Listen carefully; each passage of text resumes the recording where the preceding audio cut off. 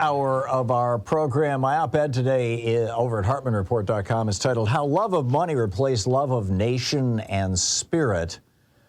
And it's based on a study that was done and published by the Wall Street Journal just this past week. And in that study, they've been doing this since 1998, so it's been 25 years, I guess. And what they've been asking people is, how do you rank things? What are your rankings? What's important to you in life? And back in 98, what they found was that basically 70% of Americans said patriotism was important, 62% said religion was important, and today patriotism only polls at 38% and religion at 39%. This is,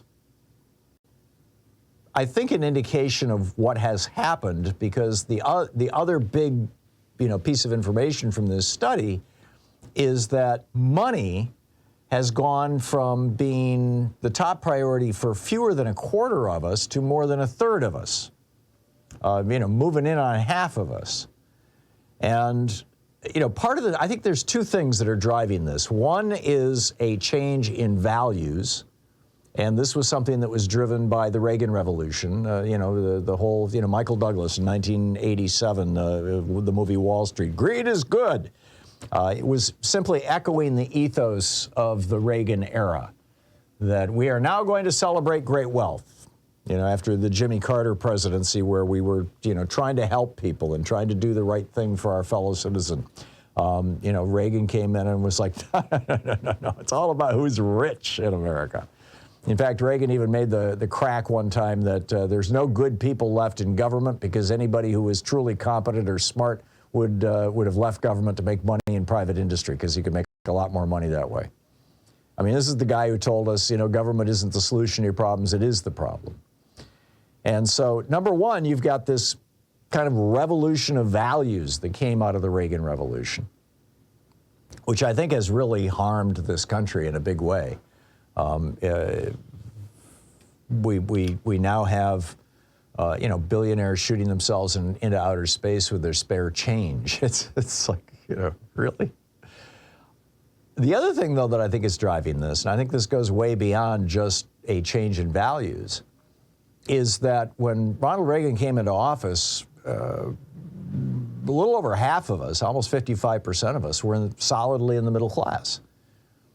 It was over 60% were solidly in the middle class, which meant that with one single paycheck, you could support a family, you could take a vacation, you could buy a new car every couple of years, you could buy a home. Now it takes two full-time wage earners to do the same thing, and even at that, we're down from 60% of Americans being in the middle class to around 45%. So about 15% of us have fallen out of the middle class and into the category of being the working poor. So, at that point, when you can't buy food, when you can't buy medications, when you can't afford, when you're struggling to pay your student loans. I mean, student loan debt is almost $2 trillion in the United States. Medical debt is about $1.5 trillion in the United States. Neither of those things even existed as consequential variables on the American dashboard back in 1981 when Ronald Reagan took office. There was essentially no student debt. College was free in most of the country, or very, very cheap in 1981. And, health insurance was inexpensive. Health itself, doctor's visits, hospital visits, things like that were relatively inexpensive in the 1980s.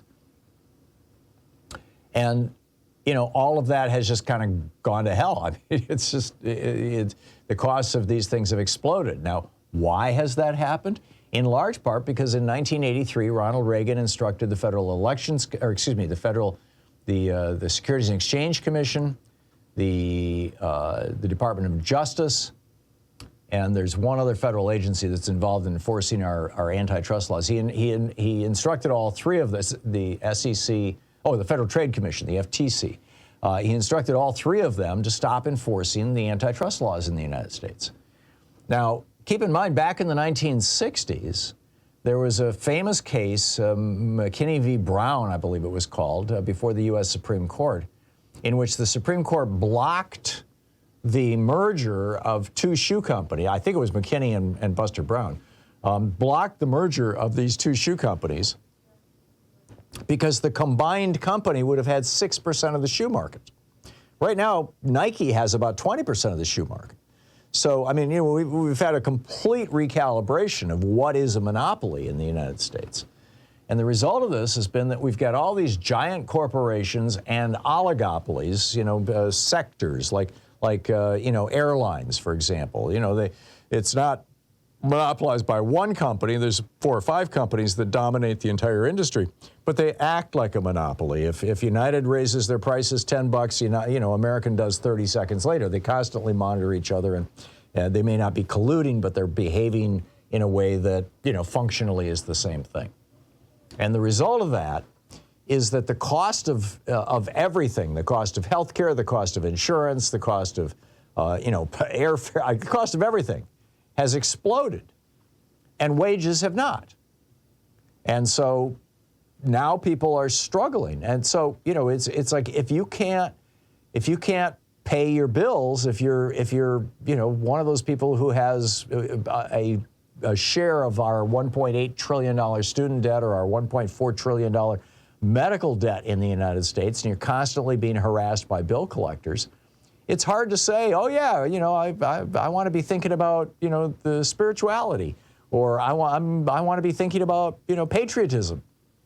It makes perfect sense that people would be saying, no, the focus of my life right now is money, because money is the foundation of security in the United States.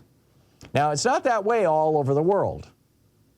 Finland, for example, the UN just issued their annual happiness index, where they survey, you know, the people in every country in the world.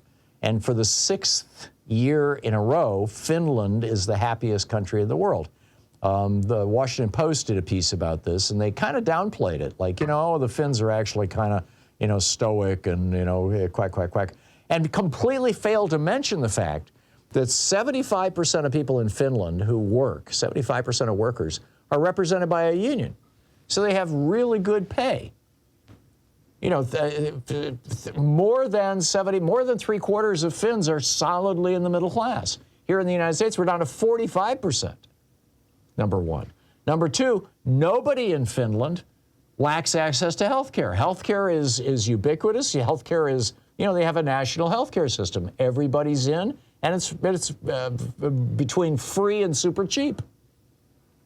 They also failed to mention in that Washington Post article that everybody in Finland can go to college or trade school at no cost. In fact, they pay you to go to college in Finland, as they do in many Northern European countries.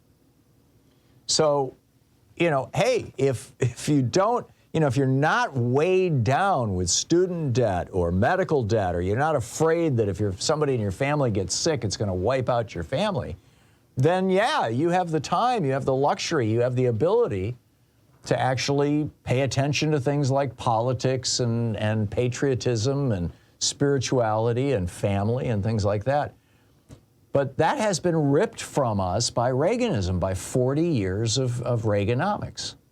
Now we're starting to wake up from this, but you know, when you look at a map of the United States in terms of longevity, a lifespan, what you discover is that the Republican-controlled states of the Deep South have an average lifespan of around 66 years, whereas the blue states, the democratically controlled blue states, have an average lifespan of around 86 years, which is why we have a national average in the 70s. I think it's 76. We have a lower lifespan in the United States than pretty much any other developed country in the world, because we're the only developed country in the world where if you get sick, it will bankrupt your family. And if you try to go to college, it'll bankrupt you, and you'll be spending, you know, you won't even be able to buy a house or get married for the first 20 years because you're paying off your damn student loans. Republican policies have gutted America and led us to this situation. So what do we do about this? Well, actually, how did we get there on top of that? Frankly, we got there because the Supreme Court, because Lewis Powell was put on the Supreme Court by Richard Nixon in 1972, a year after he wrote the Powell Memo.